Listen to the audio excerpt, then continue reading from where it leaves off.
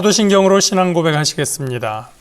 전능하사 천지를 만드신 하나님 아버지를 내가 믿사오며 그 외아들 우리 주 예수 그리스도를 믿사오니 이는 성령으로 잉태하사 동정녀 마리아에게 나시고 본디오 빌라도에게 고난을 받으사 십자가에 못 박혀 죽으시고 장사한 지 사흘 만에 죽은 자 가운데서 다시 살아나시며 하늘에 오르사 전능하신 하나님 우편에 앉아 계시다가 저리로서 산자와 죽은 자를 심판하러 오시리라.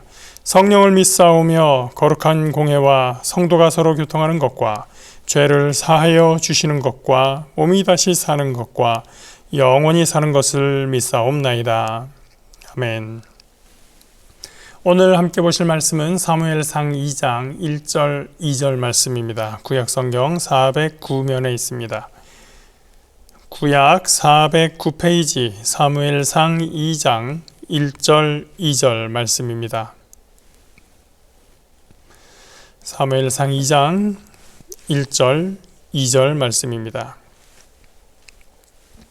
한나가 기도하여 이르되 내 마음이 야훼로 말미암아 즐거워하며 내 뿔이 야훼로 말미암아 높아졌으며 내 입이 내 원수들을 향하여 크게 열렸으니 이는 내가 주의 구원으로 말미암아 기뻐함이니이다.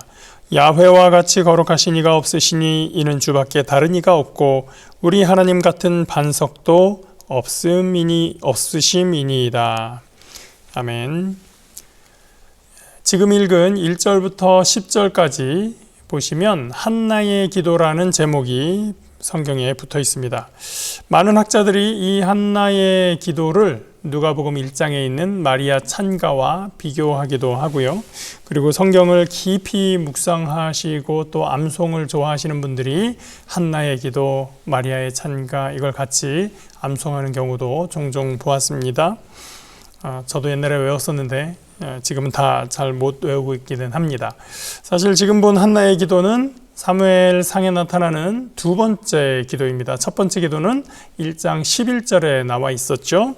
첫 번째 기도는 자신의 고통을 하나님께 아뢰면서 아들을 주시면 그 아들을 하나님께 드리겠습니다 라고 하는 서원 기도가 담겨 있었습니다. 그리고 지금 우리가 읽으려고 하는 이 두 번째 기도는 자기의 기도를 들으신 하나님을 찬양하는 기도입니다.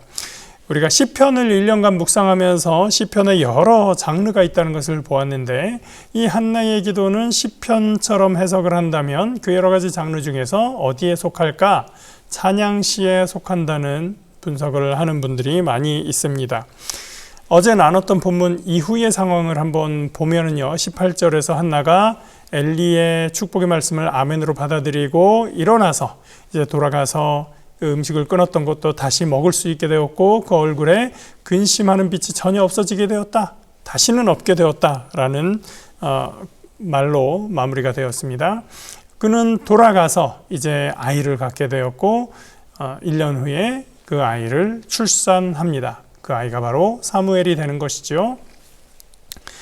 다음 해에 엘가나가 온 가족을 데리고 매년제와 서원제를 드리기 위해서 다시 실로를 찾으려고 할 때 한나는 나는 이번에 가지 않고 이 아이의 젖될 때까지 데리고 있다가 젖을 떼게 되면 그 다음에 야훼의 집으로 가서 거기에서 이 아이가 영원히 있도록 하겠습니다 라고 얘기를 하고 엘가나가 그것을 허용하게 되지요.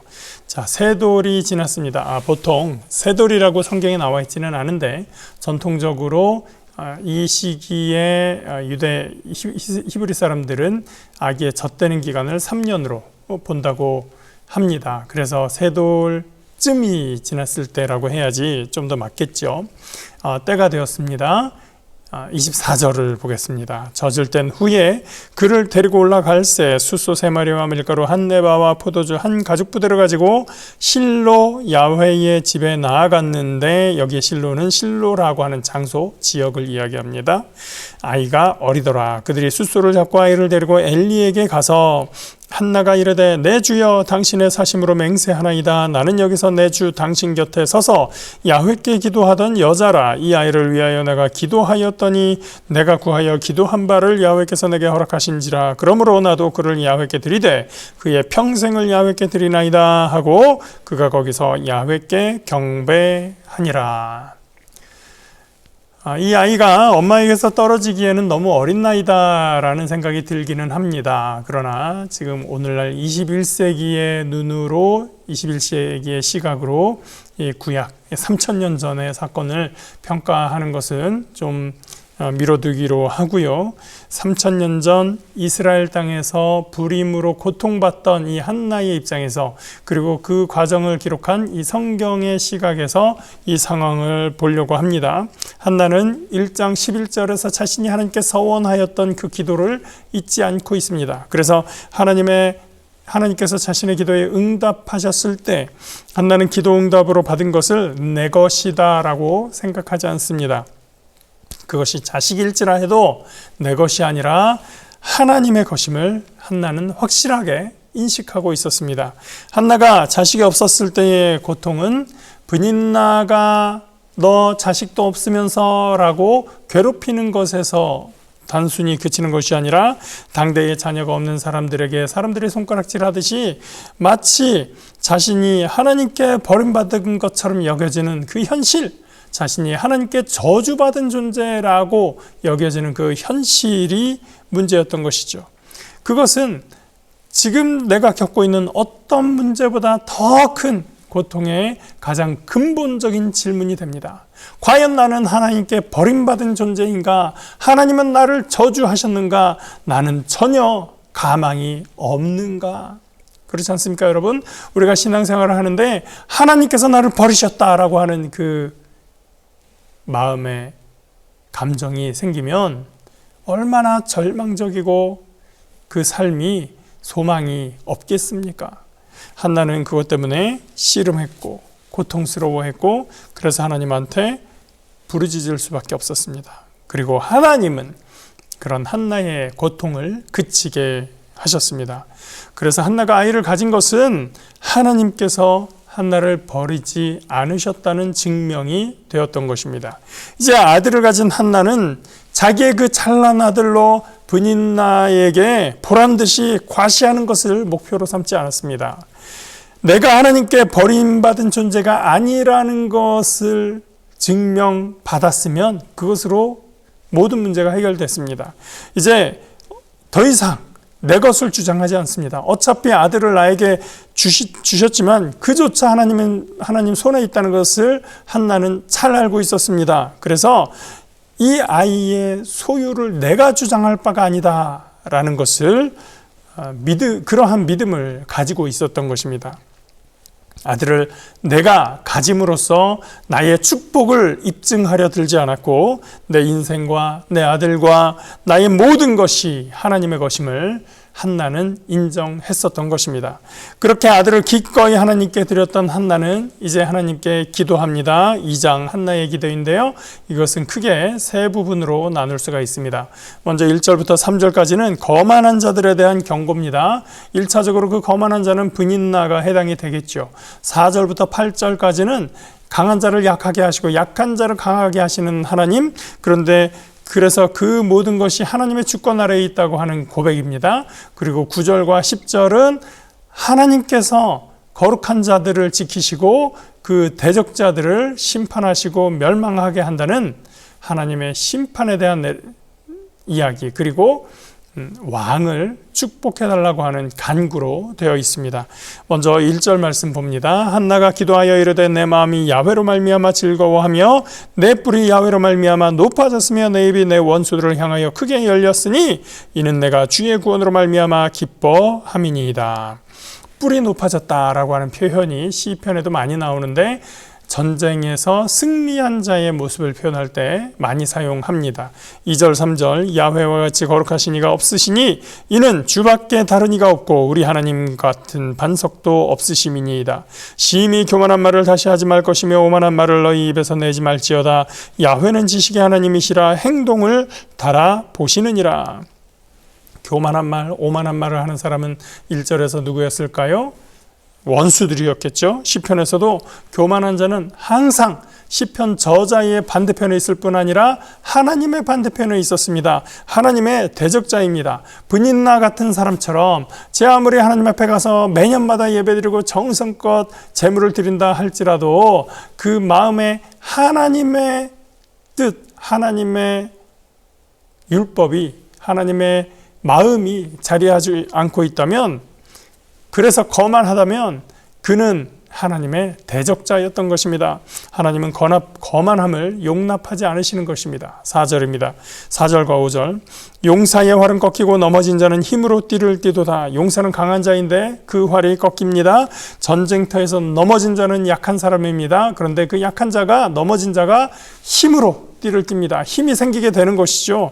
이러한 흐름이 5절로 이어지는 것입니다. 풍족한 자들은 양식을 위하여 품을 팔고 줄이던 자들은 다시 줄이지 아니하도다. 전에 임신하지 못하던 자는 7을 낳았고 많은 자녀를 둔 자는 쇠약하도다. 풍족한 사람은 배부른 사람이고 먹을 것이 많은 사람입니다. 그런데 그가 양식을 위하여 품을 팔아야 되는 상황까지 처해지게 되는 것입니다. 그리고 반대로 줄이던 자는 다시는 줄이지 않게 되죠. 전에 임신하지 못한 자가 7을 낳았다. 한나는 나중에 보면 사무엘 외에 3남 2녀를 더 두게 됩니다. 총 6을 두죠. 여기서 나오는 7이라고 하는 것은 내가 6인데 7이냐, 이게 왜 숫자가 틀리냐, 이런 것을 이야기하는 것이 아니라 완전수 7에 대한 이야기입니다. 하늘을 받아도 하나님께서 완전함으로 은혜를 주셨다라고 하는 고백인 것이죠. 반대로 많은 자녀를 둔 자는 쇠약해집니다. 많은 자녀를 둔 모든 부모가 다 쇠약해지고 저주를 받는다, 그런 이야기가 아니죠. 교만한 자에 대한 이야기입니다. 분인나의 이야기입니다. 분인나는 어떻게 됩니까? 일정에서 기고만장하고 한나를 괴롭히고 천둥소리 같은 그러한 말로써 격동케 하고, 하지만 1장이 끝난 다음에 분인나는 다시는 성경에서 등장하지 않습니다. 별로 중요한 인물이 되지 못하고 있는 것입니다. 이걸 보면서 우리는 무엇을 깨닫습니까? 6절입니다. 야훼는 죽이기도 하시고 살리기도 하시며 스올에 내리기도 하시고 거기에서 올리기도 하시는도다. 또 7절, 야훼는 가난하게도 하시고 부하기도 하시며 낮추기도 하시고 높이기도 하시는도다. 용사가 힘을 잃고 또 풍족한 자가 가난해지는 것도 하나님의 손에 달려 있습니다. 그리고 넘어진 자가 힘을 얻고 줄인 자가 배부른 것도 하나님 손에 달려 있습니다. 8절에 이어집니다. 가난한 자를 진토에서 일으키시며 빈공한 자를 거름더미에서 올리사 귀족들과 함께 앉게 하시며 영광의 자리를 차지하게 하시는도다. 땅의 기둥들은 야훼의 것이라 야훼께서 세계를 그것들 위에 세우셨도다. 땅의 기둥을 세우는 것, 어떤 걸 이야기하는 겁니까? 창조를 말하는 겁니다. 창조주 되신 하나님을 이야기합니다. 이 모든 것이 창조하신 하나님께서 하실 수 있는 일, 하시는 일인 것이죠. 그 하나님께서 인간의 생사화복을 주장하시고 마침내 모든 것을 심판하십니다. 9절입니다. 그가 그의 거룩한 자들의 발을 지키실 것이요 악인들을 흑암 중에서 잠잠하게 하시리니 힘으로는 이길 사람이 없음이로다. 야훼를 대적하는 자는 산산이 깨어질 것이라 하늘에서 우레로 그들을 치시리로다. 야훼께서 땅끝까지 심판을 내리시고 자기 왕에게 힘을 주시며 자기의 기름 부음을 받은 자의 뿔을 높이시리로다 하니라. 심판하시는 하나님을 노래하며 왕에게 축복하시기를 간구하는 기도로 마무리합니다. 10절의 마지막에 기름 부음 받은 자는 왕을 의미하는 겁니다. 뿔을 높인다는 말이 다시 나오면서 1절에 나의 뿔을 높이셨다고 하는 그 말과 연결이 됩니다. 내 뿔을 높이신 하나님께서 기름 부음 받은 자, 곧 왕의 뿔을 높이시고, 그렇게 되면 왕 혼자서 좋은 것이 아니라 그 나라가 평온하게 되고 백성이 왕의 승리를 함께 누리게 됩니다. 여러분, 오늘 이 한나의 기도를 다시 한번 묵상해 보시면서 죽이기도 하시고 살리기도 하시며 높이기도 하시고 낮추시기도 하는 하나님, 그 하나님께 우리의 삶을 가지고 나아가서 기도하고 우리의 삶을 맡김으로써 하나님의 놀라운 은혜의 세계를 경험하는 저와 여러분 되시기를 주님의 이름으로 축복합니다. 기도하겠습니다. 하나님, 오늘 한나의 기도를 보았습니다. 하나님 앞에서 거만한 자의 모습이 어떠한지를 보았고, 또 하나님 앞에서 부한 자가 어떠한지, 강한 자가 어떠한지를 보게 됩니다. 하나님, 이 모든 것이 하나님의 주권, 하나님의 손에 달려 있음을 다시 한번 우리가 기억하고 고백합니다. 야훼는 죽이기도 하시고 살리기도 하시며 수를 내리기도 하시고 거기서 올리기도 하시는 하나님, 가난하게도 하시고 부하게도 하시며 낮추기도 하시고 높이기도 하시는 하나님을 우리가 인정하며 우리의 삶에서 주님을 의지하고 주와 함께하는, 주님의 편에 서는 저희들 될 수 있도록 역사하여 주시옵소서. 오늘도 승리케 하시고 인도하실 주님께 감사드리며 예수 그리스도의 이름으로 기도합니다. 아멘. 하늘에 계신 우리 아버지여, 이름이 거룩히 여김을 받으시오며 나라가 임하시오며 뜻이 하늘에서 이루어진 것 같이 땅에서도 이루어지이다. 오늘 우리에게 일용할 양식을 주시옵고 우리가 우리에게 죄 지은 자를 사하여 준 것 같이 우리 죄를 사하여 주시옵고 우리를 시험에 들게 하지 마시옵고 다만 악에서 구하시옵소서. 나라와 권세와 영광이 아버지께 영원히 있사옵나이다. 아멘.